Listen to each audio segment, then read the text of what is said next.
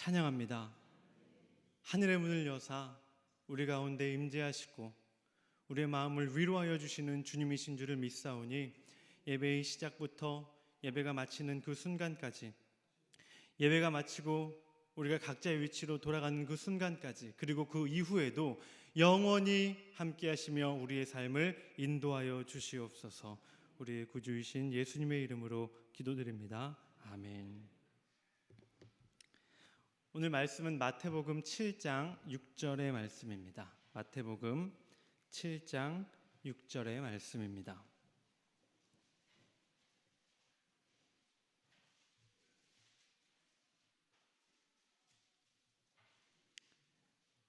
우리 한 절의 말씀을 다 함께 한 목소리로 합독하도록 하겠습니다.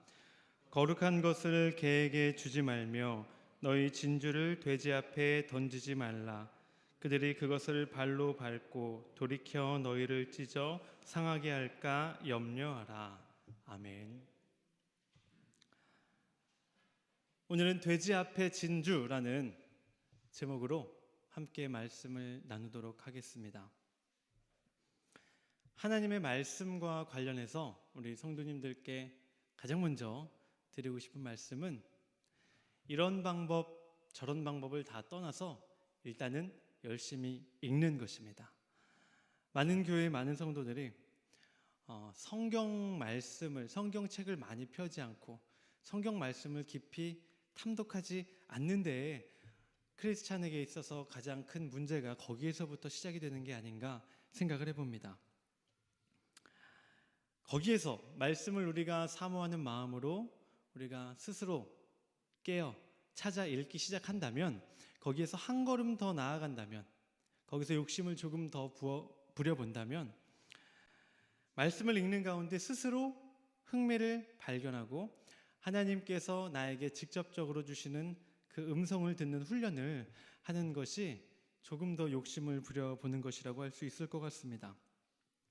어떻게 하면 말씀에 흥미가 생길 수 있습니까? 아마 각자 다양한 방법들이 있으시겠지만 제가 추천하고 싶은 방법 중에 하나는 전에도 한번 말씀을 드렸는데, 익숙한 본문을 새롭게 낯설게 보는 겁니다. 우리가 특정한 본문에 익숙해지고 반복되어 읽다 보면 이 본문은 이런 뜻이구나 그저 쑥 훑고 지나가는 때가 많이 있습니다. 그러나 한 절 한 절을 천천히 곱씹어 묵상하다 보면 이전에 내가 갖고 있던 생각이 완전히 깨지고 새롭게 이 깊이 있는 말씀이 나에게 와닿는 때가 있습니다. 오늘의 본문이 바로 이 익숙한 본문을 조금 더 낯설게 새롭게 보는 훈련이 필요한 본문이라고 할 수 있습니다. 이스라엘 백성들은 하나님께서 자신들을 선택하셨다라는 이 선민 사상을 갖고 있었습니다. 그런데 문제는 이 선민 사상이 자신들의 신앙을, 그래 우리는 선택받았으니까 하나님 보시기에 더 거룩해야 해, 더 경건해야 해, 우리가 신앙을 더 온전히 갖고 있어야 해 라는 쪽으로 자신의 신앙을 발전적인 방향으로 이 선민 사상을 이용한 게 아닙니다. 이 선민 사상은 그래 우리는 이미 선택받고 우리는 하나님께 택함받은 족속들이야, 우리는 귀한 족속들이야, 그러나 선택받지 못한 너희는 가치가 없는 자들이야 라는 데에 활용이 되었다라는 것입니다. 그런 사고들로 인해서 표현되는 단어들이 하나하나 살펴보면 좋은 단어들이 별로 없습니다. 자신들은 의인이라고 하고요, 하나님께 선택받지 못한 이방인들은 악인이라고 합니다. 성경 안에서 식물과 동물로 표현되는 게 많이 있는데 선택받은 자신들은 알곡이라고 하고요, 선택받지 못한 그들은 가라지, 쭉정이라고 표현을 하는 것을 볼 수 있습니다. 자신들은 선택받은 하나님의 양떼이고요, 저들은 개, 돼지로 표현하는 것을 볼 수가 있습니다. 오늘 우리가 이 봉독한 말씀은 선민 사상을 갖고 이분법적으로 사람을 구분한 이스라엘 사람들, 유대인들의 그 사고가, 그 생각이 기초로 되는 말씀이라고 할 수 있습니다. 이스라엘 사람들에게 그 이방인들을 천하게 보고 낮게 보는 것이 얼마나 오래된 생각이냐면, 그들의 갖고 있던 속담 가운데에도 이방인들을 개와 돼지로 표현하는 것을 볼 수 있습니다. 베드로후서 2장 22절 보면요, 우리 함께 합독해 볼까요? 시작.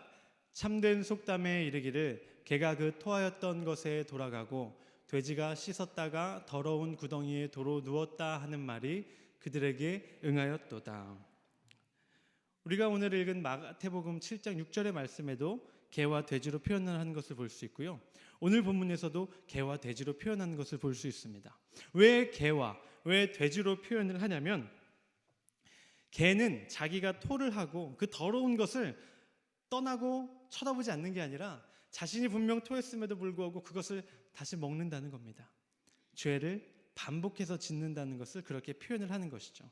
돼지도 마찬가지입니다. 더러운 흙탕물에 있다가 깨끗한 곳에 나와서 몸을 아무리 깨끗이 씻어도 그 돼지의 더러운 습성은 다시 돼지를 더러운 시궁창물에 뛰어들게 만든다는 것이죠. 자신들은 양떼와 같이 고귀한 자신들은 하나님으로부터 선택받았기 때문에 죄와 선한 것을 구분할 수 있어서 죄에 다시 뛰어들지 않지만, 이방인들은 어떻습니까? 말해도 알아듣지 못합니다. 아니, 알아듣는 것 같아도 그 안에 있는 본성은 개가 토하였던 것을 다시 먹는 것처럼, 돼지가 흙탕물에 다시 들어가는 것처럼 죄를 향해 나아가게 만든다는 것이죠. 그러다 보니 어떻게 됩니까? 그러면서 이 예수 그리스도의 이 귀한 복음을 진주로 표현을 하는데, 돼지에게 그 복음과 진주를 던져줘 봤자 돼지는 자신 옆에 있는 그 진주의 귀중함은 알지 못하고 눈앞에 떨어져 있는 사과덩이나 먹는 것처럼, 이방인들에게는 예수 그리스도의 복음, 진주와도 같은 복음을 아무리 전해줘 봤자 그들은 그 가치를 알지 못한다. 그러니까 줄 필요가 없다라는 생각이 되는 겁니다.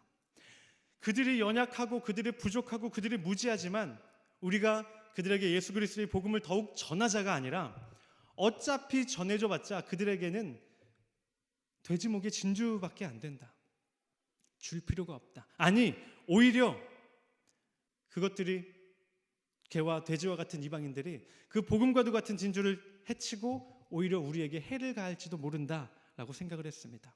그들의 생각을 더욱 뒷받침해주는 근거가 무엇입니까?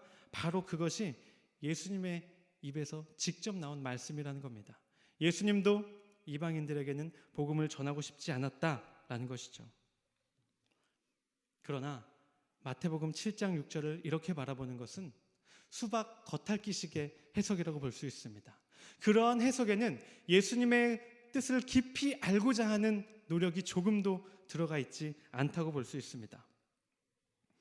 복음을 애초에 받아들일 수 있는 자와 받아들일 수 없는 자로 구분하다 보니까 어떤 일이 생겨났습니까? 기독교의 긴 역사를 살펴보면 복음을 받아들일 수 없을 거라고 생각되는 그 민족들에게 찾아가서 복음을 전하려는 생각보다는 그들의 목숨을 해친 경우가 훨씬 더 많습니다. 기독교가 선교라는 명목하에, 개종이라는 명목하에 저질렀던 수많은 죄와 잘못은 결코 부정할 수 없는 사실입니다. 우리의 마음 가운데, 이스라엘의 마음 가운데 이방인을 개와 돼지로 바라보는 그 순간, 그것이 계속된다면 기독교가 과거 저질렀던 잘못은 아마 계속 반복이 될 수밖에 없을 것입니다. 어쩌면 우리는 그 이스라엘 사람들과 같이 마태복음 7장 6절을 쭉 읽어 내려갔는지도 모르겠습니다. 복음을 이미 받아들인 나는 상관이 없지만 복음을 받아들이지 못한 이방인 그들에게 복음은 진주와 같은 복음일지라도 그들에게는 아무것도 아니구나. 아마 7장 6절을 보면 이런 생각을 하셨을지도 모릅니다. 그런데 예수님께서, 우리가 믿고 있는 그 예수님께서 정말 복음을 애초에 받아들일 수 있는 자와 없는 자를 구분하시고 없는 자들을 그저 개와 돼지처럼 천하게 바라보셨을까요? 그렇지 않으십니다. 먼저 하나님께서 에스겔 선지자에게 복음 증거하라고 하시면서 말씀하신 부분이 있습니다. 에스겔 2장 2절입니다. 우리 함께 읽어보겠습니다. 그가 내게 말씀하실 때에 그 영이 내게 임하사 나를 일으켜 내 발로 세우시기로 내가 그 말씀하시는 자의 소리를 들으니 이후에 이런 말씀이 나옵니다. 그들은 심히 패역한 자라. 그러니까 말씀을 전하지 말라가 아니라 그들이 듣든지 듣지 아니하든지 너는 말씀을 전하라 라는 것입니다.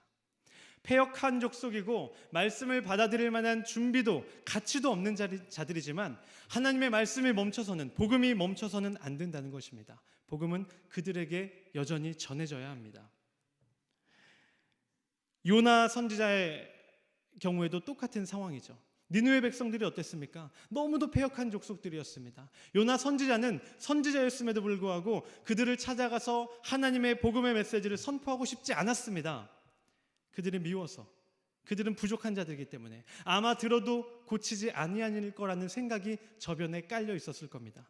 그러나 하나님은 명령하시죠.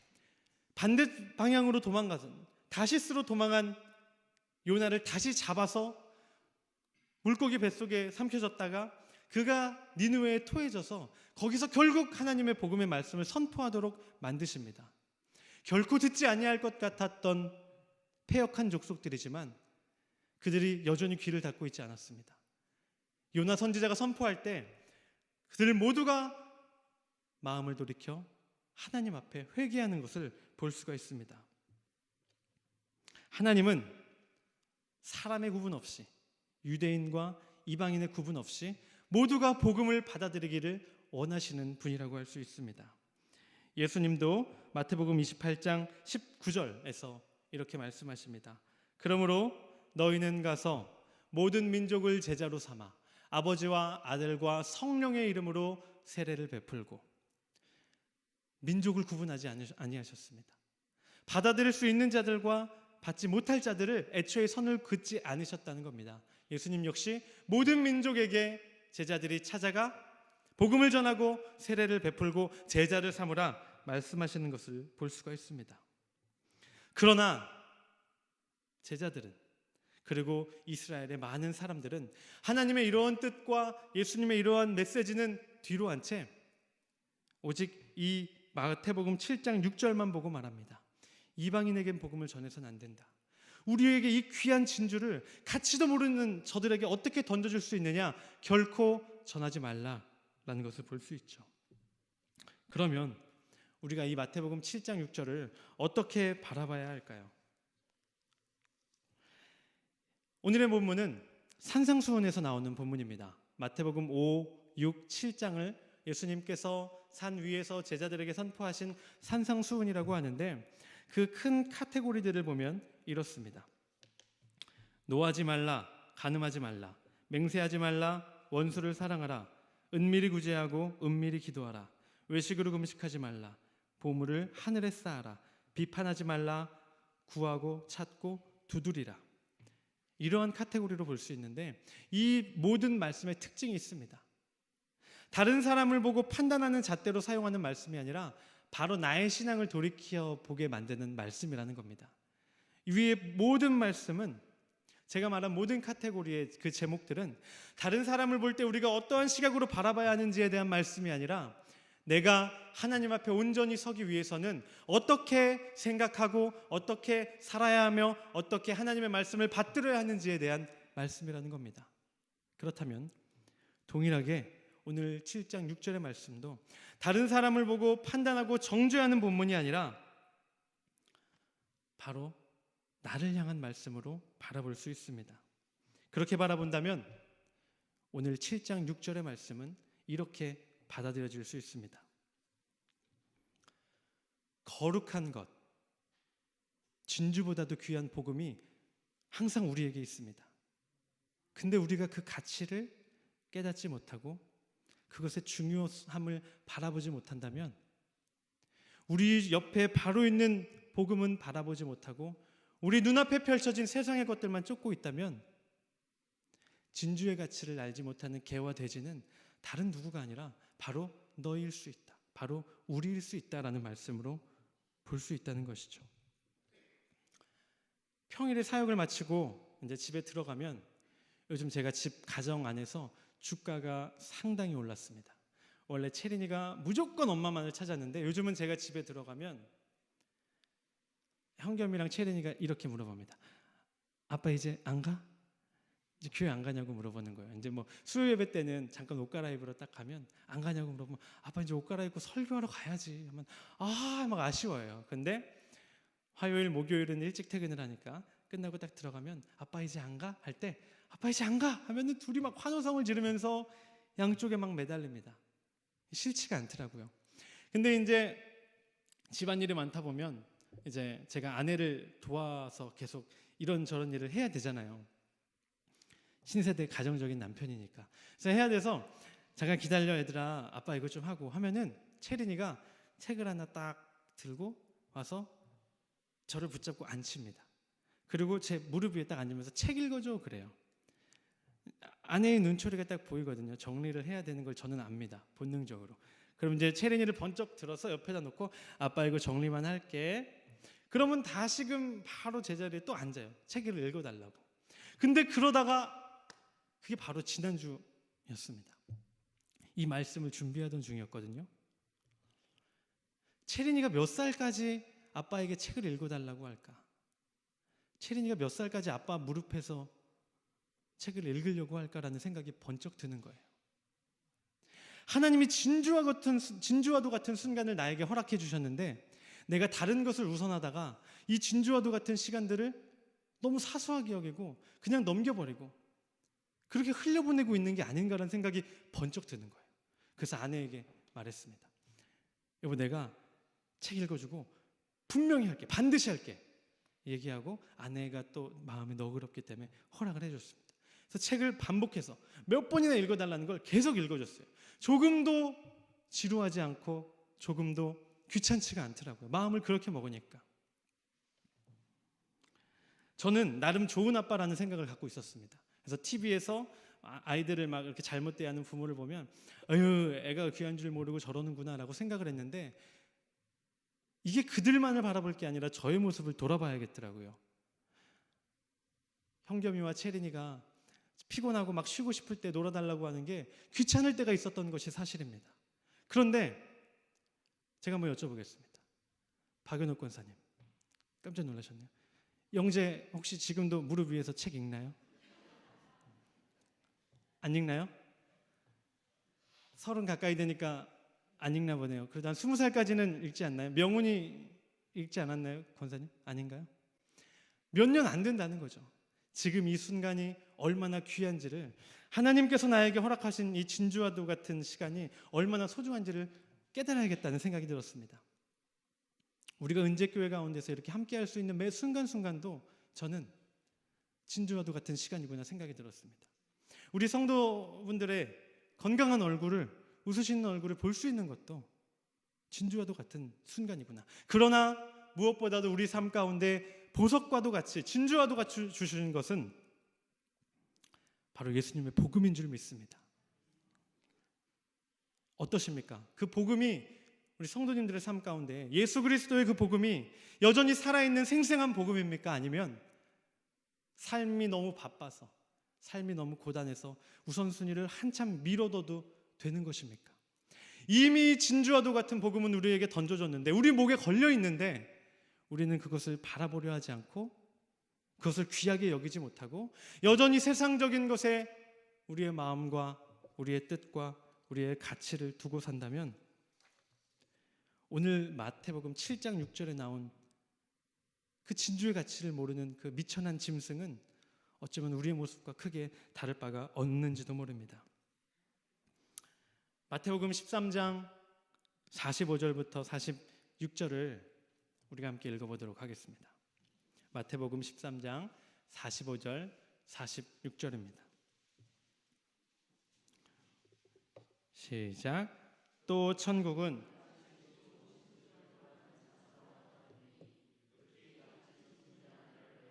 가서 자기의 모든 소유를 다 팔아 그 진주를 사니라. 아멘. 진주의 가치를 아는 사람에게는 다른 것은 아무것도 아닌 게 됩니다. 그 사람의 집, 그 사람의 땅, 그 사람의 모든 소유도 더 귀한 가치 앞에선 아무것도 아닌 게 됩니다. 팔게 되는 것이죠. 그 진주를 얻기 위해. 우리 삶 가운데 복음과도 같은, 그 진주와도 같은 복음은 이미 우리에게 주어졌습니다. 그 우선순위가 어디쯤 되시나요? 내 삶 가운데. 다른 것들 한참 세다가 복음은 있어도 그만, 없어도 그만. 혹시 그 정도 위치에 있지 않습니까? 내 삶이 너무 어렵고 힘들어서 복음을 바라볼, 복음을 중요하게 여길 형편이 되지 않는다면 어쩌면 크리스찬이라고 불리우기에 우리의 삶에는 문제가 있는지도 모릅니다. 비록 내 삶은 다른 사람들보다 형통하지 못하는 것처럼 보일지라도, 내 삶이 세상의 사람들이 말하는 가치를 쥔 삶이 아닐지라도, 내 삶이 힘들고 어려울지라도 이미 나에게 주신 그 복음이 나의 기쁨이 되기 원합니다. 그래서 다른 것들은 없으면 어때? 다른 것들 좀 부족하면 어때? 나에겐 복음이 있는데, 그것이 우리 가운데 진정한 위로이자 기쁨이 되는 우리 성도님들이 되시기를 바랍니다. 우리 이 시간 다시 복음 앞에 함께 찬양하시고 우리 함께 기도하시겠습니다.